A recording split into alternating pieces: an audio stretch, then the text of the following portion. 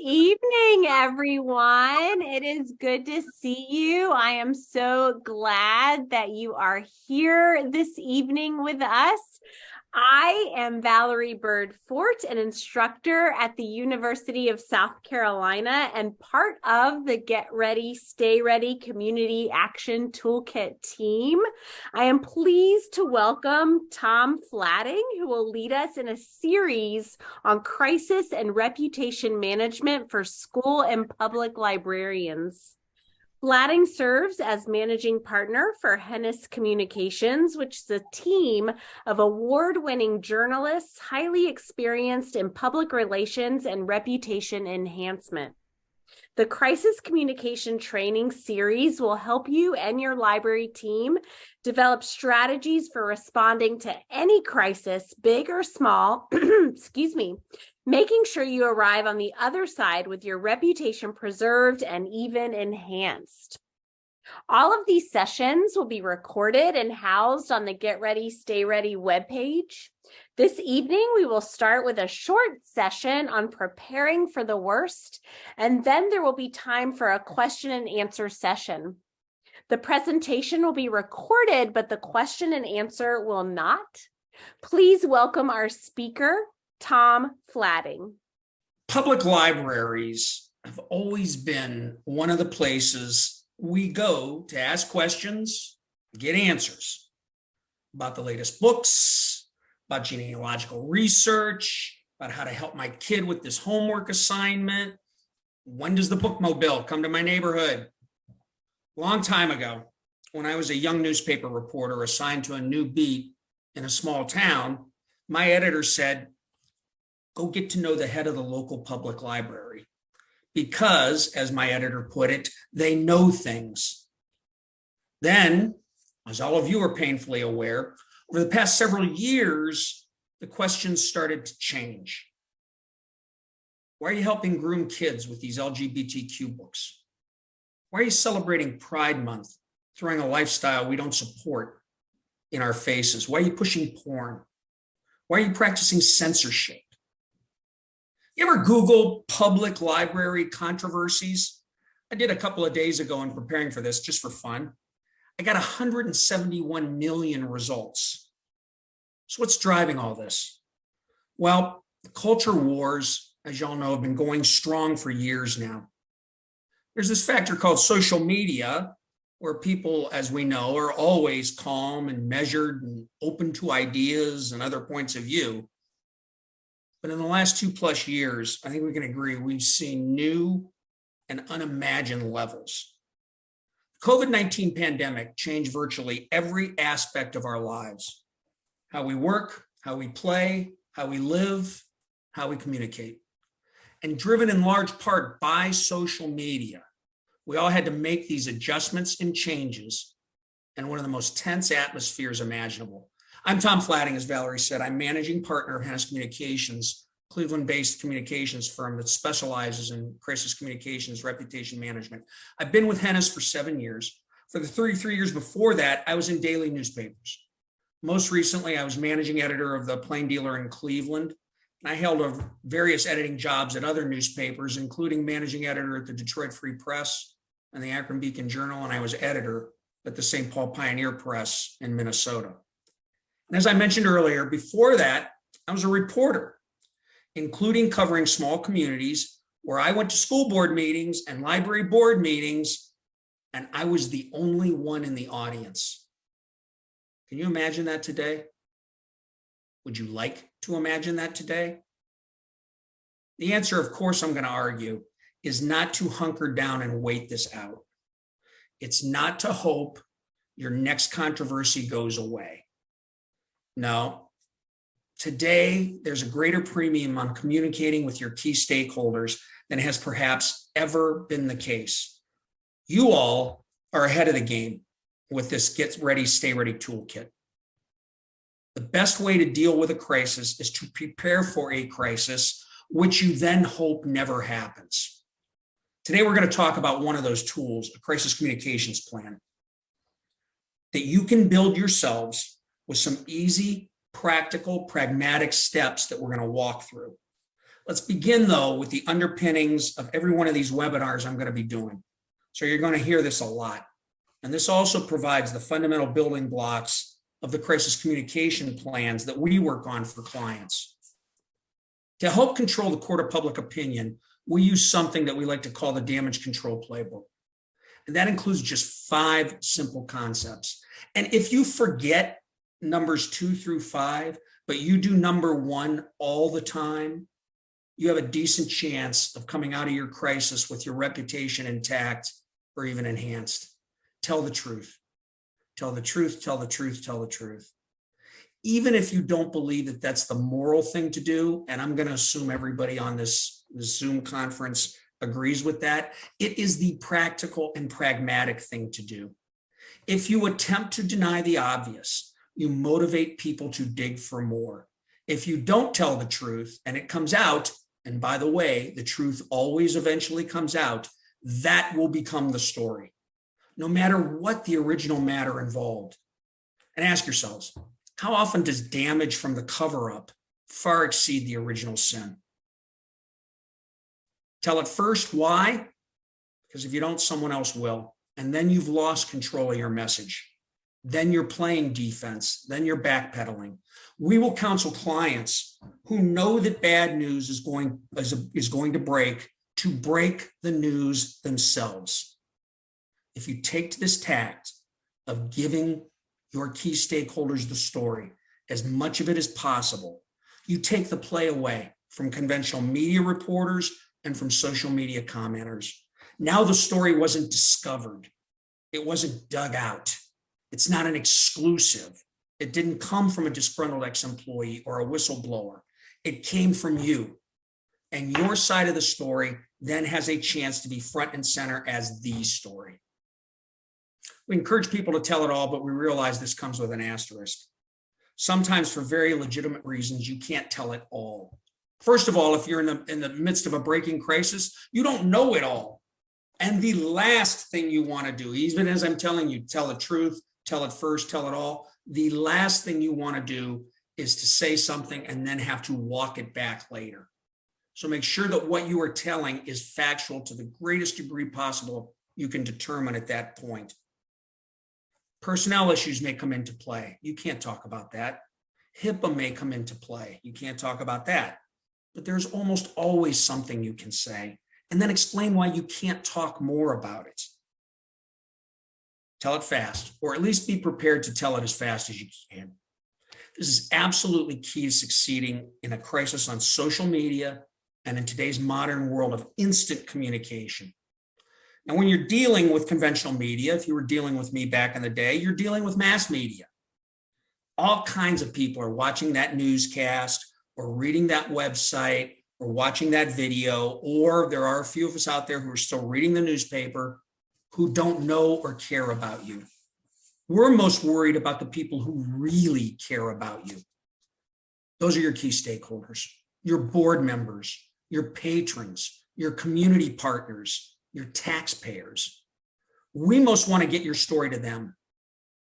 Getting that story to them, your key messages, can be accomplished quickly. So we're going to use our remaining time to talk about how to prepare for the worst with a crisis communications plan that, again, you hope you'll never use. You are much more likely to survive a crisis if you plan for a crisis, but most organizations don't. Most organizations do have an operation emergency plan. They know what they're going to do if the power goes off.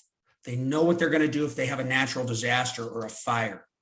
But do you also have a companion plan to communicate what you're doing?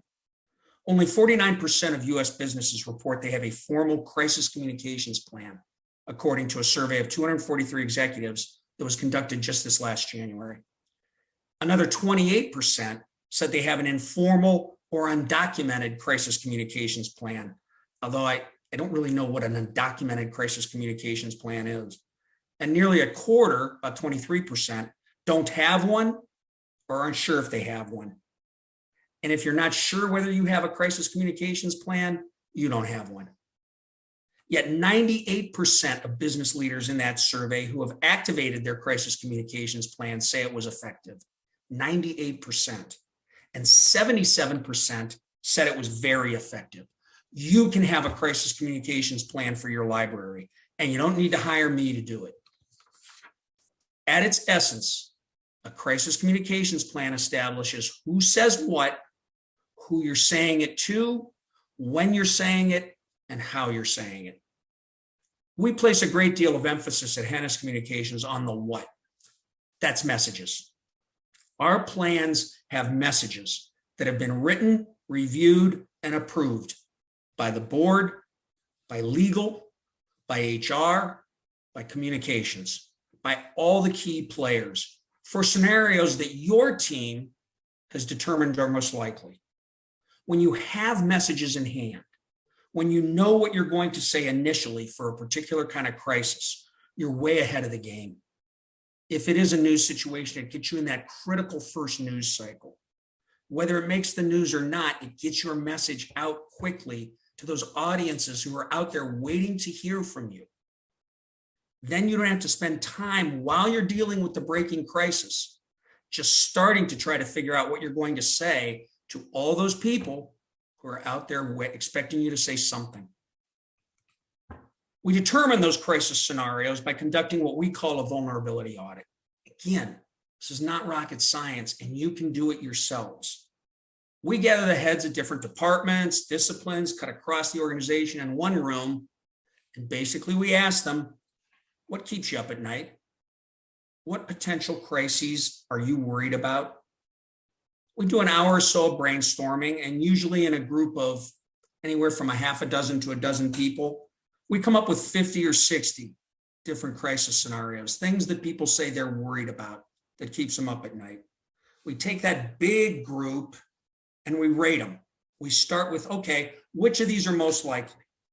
Because, I might be kept up at night worrying that a meteor is going to hit Hennis Communications. That would be a crisis. It's not very likely. It's not something you really need to plan for. We take the most likely crisis scenarios, and then we rate those for which of those are most potentially damaging to your reputation, to your ability to operate, to the services you provide. That usually gets us down to about 10 or 12 potential crises that are most likely to happen and then would be most damaging. And we write messages designed to deal directly with them when they happen. We write the social media posts that would initially go on Twitter or Facebook or Instagram or your preferred channel. And it positions you to be ready to react quickly when the crisis hits. Because again, when it hits, you don't have time to just start thinking about what you want to say and then get to your board chair or your attorney to approve it. Those stakeholders are out there waiting to hear from you. These planned approved messages get you out there in those crucial early cycles of a crisis. They establish you're attentive, that you're aware of it, that you're on it, and we found they are crucial in eventually protecting, defending, and maintaining your reputation. Then we talk about the who. So the plan lists the crisis communications team, establishes one if you don't have one, and lists who they are with complete contact info, including mobile phones, with backups for the primaries, because the crisis will hit when your designated crisis team leader is on vacation. And we list a clear delegation of responsibilities for each team member. What are you responsible for when you're dealing with the early stages of that crisis?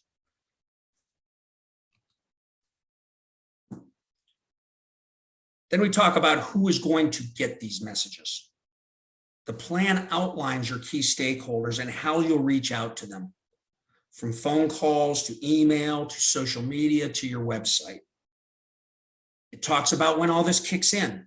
The plan has protocols and procedures for activating the crisis communications team and immediate first, second, and third steps. And critically, the plan delves into social media with info on passwords for your sites. I don't necessarily suggest writing them in the plan, but the plan should tell people where they can find the passwords, instructions for use of social media, guidelines for monitoring, etc. This sounds so simplistic, but we have dealt with more than a few clients who, when the crisis hit, their social media guru was in Brazil, unreachable, and they didn't have the passwords for their own site. We also want to emphasize that all plans are tailored to that specific client's needs. So if you want to survive a crisis, have a plan for doing so before the crisis.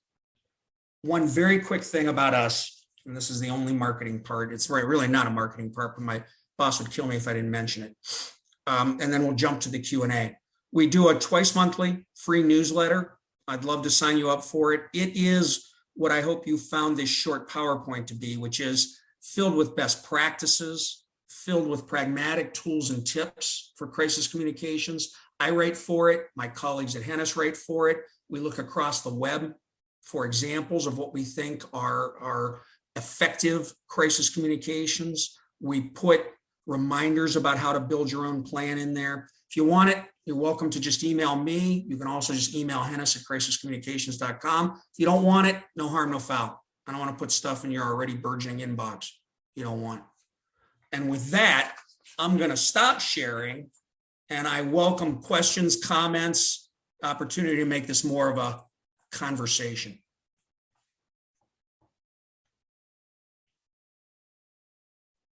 And before I stop recording, I am going to just ask the first question, and perhaps it can be one that we can record before we do stop the recording. So in this audience, I think an example of a crisis might be a good thing to share, and then maybe the steps that they could take. So we're mostly public librarians and school librarians, academic librarians in the audience. And so to me, a crisis would be, a patron maybe on social media sharing an image from a graphic novel that is taken out of context. And, can you believe this is in our child's library? What do we do? Like, what would you recommend or suggest being the first step? Yeah. So the first step, particularly from a planning standpoint, is if you know you're more likely than not to face that, and that's potentially damaging, without getting into the specifics, because you can't anticipate the specifics, what do you want to say about that? What are the values that your public library, your organization has that would apply to this? Because another key component of crises is that's when you go to those values. That's when you go to that mission statement. That's why you do those things. And it should speak to that in your values. So for instance, I would assume that one of your values is the free flow of information. And that might be, from that, there's probably a key message there that you can put together anticipating that kind of protest and what you would say about it. Another value may be, and then you also want to layer in context. Context is always key when you're dealing with these kind of crises. So you have all kinds of things that might offend someone depending on their stance. That doesn't mean you prevent them from getting it. It means you inform and educate people about it. And those are all the kinds of messages that you can put together in advance in anticipation of a crisis like that. Another key step that I didn't really go into in this planning is you can anticipate the questions you're going to get asked about this and write the answers in advance. We like to say at Hennis, use peacetime wisely. If you have peacetime right now, and I know it's not like your schedules have all these open slots where you can do this stuff, but when you can, if you take some time to do this, and write down 5, 6, 7 challenging questions about this situation, the kind of questions you hope you don't get, and write down your planned answers and try them out on each other. How would this play? Would this be effective? And you can practice that ahead of time. And then when that hits, when that Facebook post hits, you'll be much better prepared to deal with it.